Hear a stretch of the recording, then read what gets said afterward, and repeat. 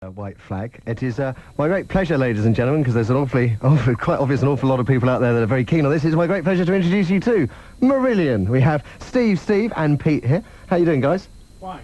Very well. Very nice. As you can see, I'm drowning. You see, dedications. Pete was just saying thank you, Radio 2, for getting you on.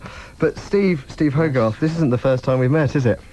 No, I was in the dark naked last time. That's right. Yeah. Truly. 50... Did you have anything on? I couldn't do it. Look, this is... it was 15 years ago. I think you just joined. Yes, I just joined something. Just joined, and we went to a flotation tank for Steve to experience the inner regions of his mind. And after stripping down and getting into this sort of... I was just in a box, wasn't I? I was in a box floating, and there was a disembodied voice outside, and it was you. Strange, isn't it? Yeah. Yeah, well, I can remember you coming out, and you looked completely blown away by the experience. I was very relaxed by the time I came out. Ever done another? Yeah, I did do it again, somewhere in the world. Yeah. Keeping it vague. So how's life? Because we've got a new album coming out today, is that right? Pre-release from some of the text messages I've been having today? Yes, yeah. The people who bought it and pre-ordered it and helped us to finance it already have copies today, but the album's not in the shops until May the 3rd. Okay, we're going to talk in a little while about your cunning plan for chart glory, and a very cunning plan it is too. But first of all, let's have some music. What are you going to play for us first? Well, the new album's called Marbles, and this is a bit of marbles. Okay. Hopefully, if we can play it right. So it's only live on National Radio, isn't it? Take it away.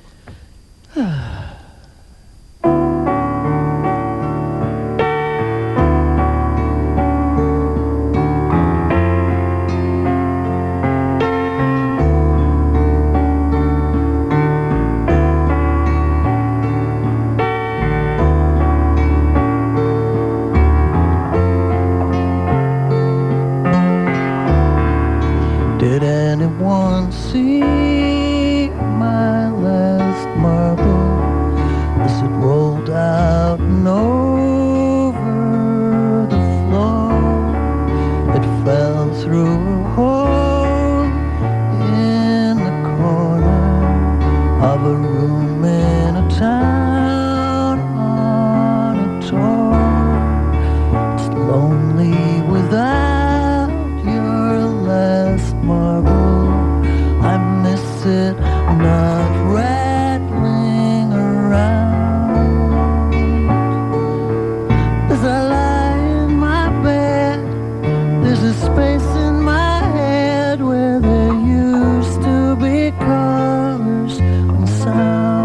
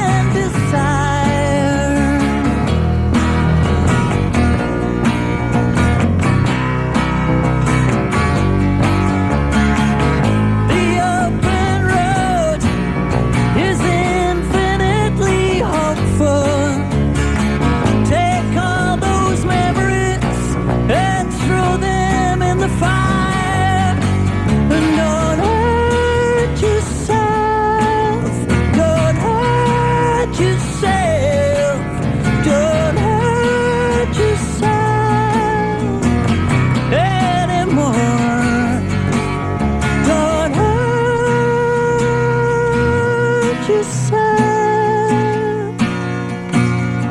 Don't hurt yourself anymore.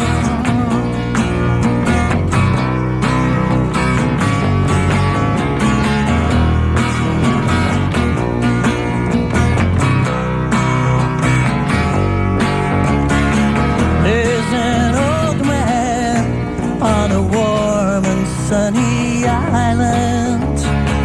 No job, no money, just a smile to call his own. Know what it says, the past can only haunt you. Live for today, each day's an open door. And don't hurt yourself, don't hurt yourself, don't hurt yourself anymore. Nothing to lose, it's nothing to fight over. The shining stars, they've seen it all before.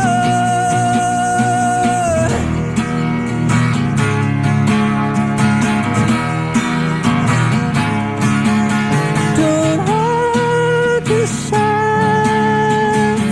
don't hurt yourself, don't hurt yourself anymore. Don't hurt yourself, don't hurt yourself, don't hurt yourself anymore, anymore, anymore.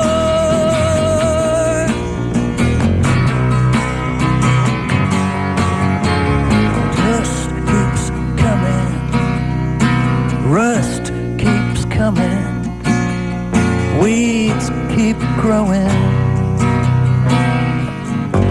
Where you going? Yay! You're going to get a one-man applause for it because you only got one guy left to clap. Everyone else is in the band, man. Oh, well, you've just been listening to a stunning performance of Marbles there, the title track from their new album by Marillion, or at least 3 of Marillion that we have in the studio today. Fantastic stuff. Fantastic stuff. And judging from the response I've had, I say, well, there's an avalanche of emails and text messages. Those that have already got the new album love it.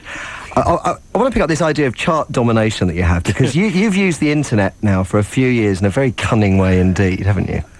Well, you know, it wasn't that cunning, really. The fans brought it to us in the first place because back in 1997, we told the American fans that we weren't going to go to America because we couldn't afford it. And in those days, the internet was just starting up in America, but didn't really, I mean, no one here really understood it at all. And the Americans were already on it, and a chap called Jeff Woods put a note up on an internet forum and said, I want Marillion to come to America, so if anybody out there would like them to come, I've opened a bank account, send some money. So the first we knew about it, they already had $20,000. And so we found out about it at that point and said, well, you know, if you can raise 50,000, we'll come, because that's what it usually costs us to play in the States. You know, we do club tours there and we usually lose money. So in the end, they raised $60,000 and just gave it to us and said, come on over. So that was a wake-up call for us, you know, and we thought, well, it taught us 2 things. First of all, we thought, this internet is like a gift from God and we better get on it. And the second thing was, you know, I mean, we realised just what lengths the fans would go to support us. So we went to America, and as we were passing through Cleveland, Ohio, we picked up this American wunderkid. It was at college at the time, who programs websites, a guy called Eric Nielsen. And we brought him back to England, and he's been with us ever since. And so he programmed our website. Back in '97, we had a website up and running. But it was partly vision. But to be really honest, the fans brought it to us. And then to move forward a few years, we were building up our database of fans, collecting names and addresses and email addresses. And as the internet started to cross over here in Europe into the mainstream and ceased to be that kind of nerdy thing that people used to poke fun at. And Arachnophobia is one of your other albums is called, then suddenly the internet was hip, and everybody wanted to know about it. And by that time, we'd already built up a big database, and today we have 40,000 people on our database. So I can send an email to 40,000 people sort of any time of night or day and say, we're thinking of doing this, or we're going to come and do that. What do you think?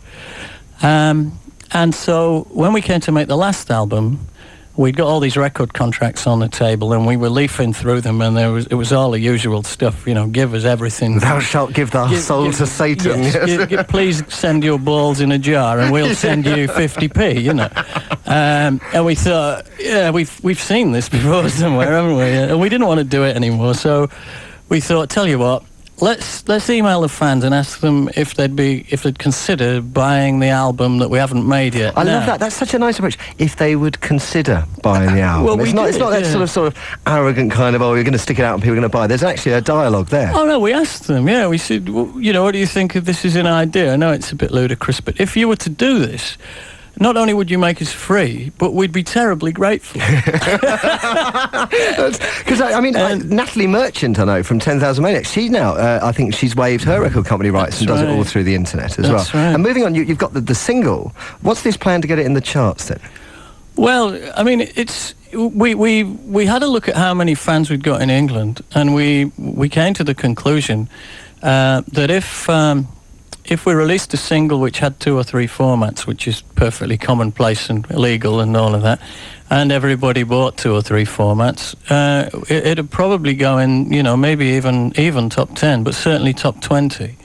2 or 3 formats, which is perfectly commonplace and illegal and all of that, and everybody bought 2 or 3 formats, it'd probably go in, maybe even top 10, but certainly top 20. Maybe even higher. We'll see how it goes. But there's a massive amount of activity going on amongst the fans at the moment. They're all emailing each other, and they're absolutely determined to put this single in the chart as high as they can. Because I suppose so many people, particularly I would imagine Marillion fans, will see that the record industry and the chart system is actually trying to work against bands like yourself. They're just out there to sort of, the latest marketing exercise. So there's that real drive, I think, amongst people to show the record industry that you can do it on your own. Yeah, and I think because we tend to get ignored at radio, a lot of people think that what we're doing isn't current, and it really is. It's just that it ain't being played. So the music we've been making for the last 5 or 6 years, really isn't out of place at all alongside the Doves or Radiohead or Muse or Feeder or any of those bands. But for some reason, there's a resistance to playing it. Is it, dare I say, the M word, the Marillion word, that you may think may have worked against you? I think it is, but that can also work for us, because at the end of the day, our consciences are clear, because all we've been doing for the last 15 years is experimenting and moving forward. We're not some kind of a bunch of old rockers doing chicken in the basket tours, playing Kaylee night after night to try and make a bit of money. We don't even play Kaylee in our live show. We're not bothered about the past. We're bothered about where we're at now. So I think, it'd only be fair to reassess us, really. OK, well, talking about where you're at now, let's hear where you're at now. What's going to be next? And you say radio's ignoring you. You're here on Radio 2. Don't forget that. We're behind you. So what's going to be next then, Steve? Well, this is an old one. Well, when I say it's old, it's 18 months old. It's from our last album, Anarachnophobia. Which has got to be, it's got to be one of the titles of the century, I was thinking. which we called Anarachnophobia because it was dedicated to the anoraks, and we're anoraks too, and it's good to be an anorak. And it's especially good to be an anorak in the 21st century, which is the title of this song. This is the 21st century. Take it away. I don't know what key it's in, hang on. Right, got it. You can't get any more live than that, can you? A wise man once said, a flower is only a sexual organ, beauty is cruelty and evolution. A wise man once said,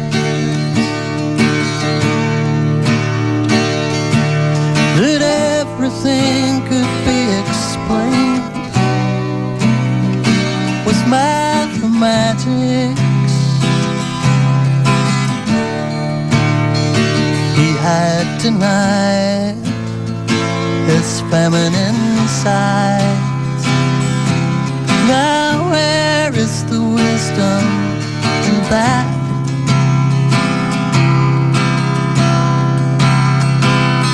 I came just as fast as I could through the dirty air of your neighborhood. Your name on a grain of rice hanging around my neck, and a headlight lamp. This is the 21st century. I heard everything they said. The universe demystified, chemicals forgot. This is the 21st century.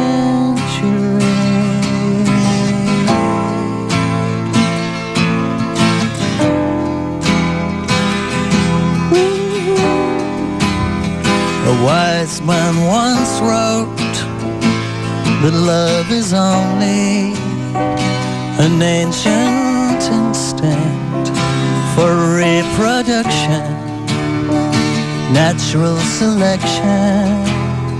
A wise man once said that everything could be explained, and it's all in the brain.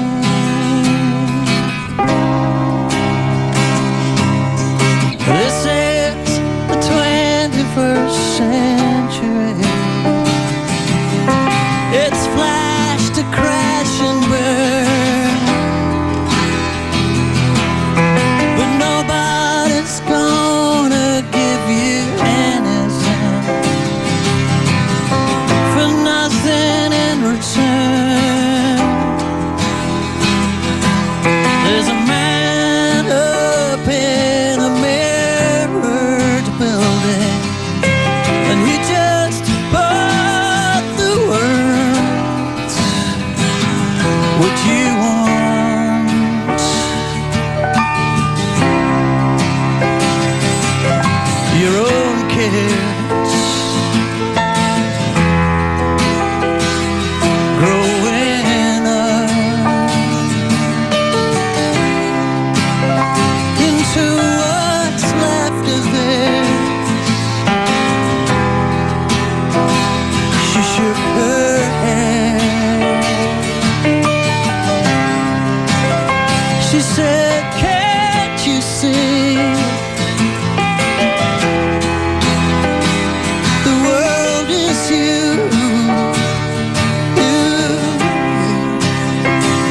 The world is me.